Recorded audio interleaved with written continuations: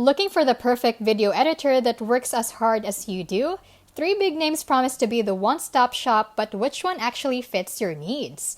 Welcome to How to Literally, where we keep things smart, simple, and scam-free. First, there's Descript, a standout for podcasters and creators who want easy editing through transcripts. It lets you edit video and audio just by editing text, plus it has great AI features like filler word removal and overdubbing.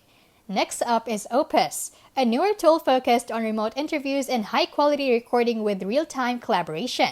It's great if you're working with guests across the globe and want smooth, crisp footage without the usual hassle. Then we have Riverside, a robust platform designed for professional podcasters and video producers. It records locally for the best quality, supports multi-track editing, and integrates live streaming features all in one place. Each tool has its strengths. Descript is best for quick edits and transcription workflows. Opus shines in remote recording and collaboration. Riverside is built for high-quality production with live features. So which one's the definitive video editor for you?